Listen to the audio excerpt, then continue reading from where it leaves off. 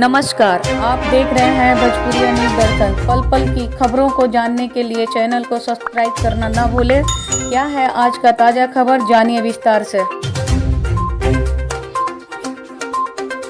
नमस्कार, आप देख रहे हैं भोजपुरिया न्यूज़ दर्शन। आज आपको लेकर चलते हैं बक्सर में, जहां का प्रसिद्ध मेला बताया जा रहा है पंचकोश परिक्रमा। और इस मेले की खास बात यह है कि यहाँ भगवान राम का और यहाँ के असुरों के बीच जो संग्राम चला उसके बीच की कहानी है। और सबसे बड़ी जो कहानी यहाँ बताई जा रही है लिट्टी चोखा की। बक्सर का लिट्टी चोखा, ऐसा कहावत है एक कि माई बिसरी बाबू बिसरी लेकिन बक्सरवा की लिट्टी चोखा ना बिसरी। आइए हम जानते हैं आखिर इस बात में क्या है सच्चाई। तो इसमें एक वृतांत आता है कि भगवान राम जब यहाँ विश्वामित्र मुनि के जग को नष्ट करने के लिए राक्षसों से जब उब चुके थे, तो उन्होंने विश्वामित्र जी की जग की रक्षा करने के लिए बक्सर का दौरा किया और इस क्षेत्र में असुरों का संहार किया, जिसमें ताड़का वध भी प्रसिद्ध है।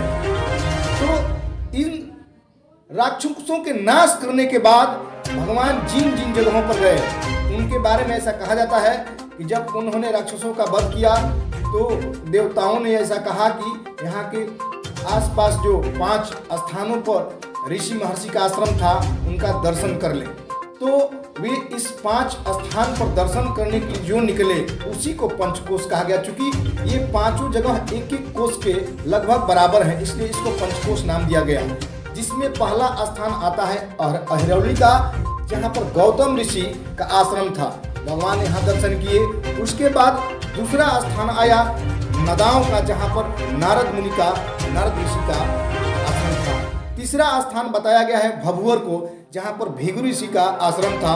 और चौथा जो आश्रम था उर्वास में उर्वारक ऋषि का, यहाँ पर भी भगवान गए। और 5वां स्थान बक्सर का चरित्र वन, जहाँ पर विश्वामित्र जी की तपोस्थली थी, यहाँ पर भगवान विश्वामित्र का दर्शन किया।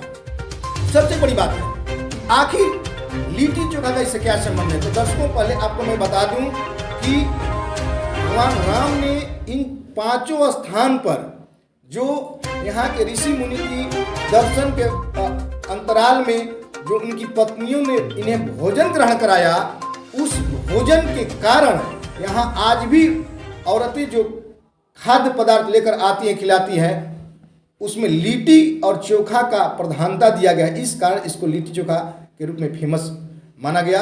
आइए जानते हैं किस ऋषि के आश्रम में भगवान ने क्या खाया। तो पहला अहिरौली में गौतम ऋषि के आश्रम में भगवान को यहाँ पर पुआ पकवान मिला।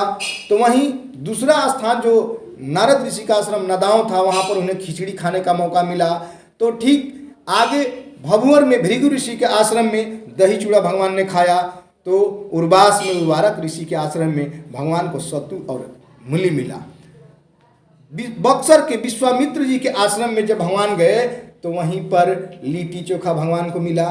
तो तब से लेकर अब तक उस विश्वामित्र मुनि के तपोस्थली, जहाँ पर कि आज किला मौजूद है, बक्सर के किले के रूप में जो जगह है, वहाँ पर आज भी किला मैदान में औरतें जाती हैं, लिट्टी चोखा बनाती हैं, अपने घर से सारे व्यंजनों को ले जाती हैं, बनाती हैं वहाँ पर। ये उपले गोईठा के रूप में जो होता है उस पर।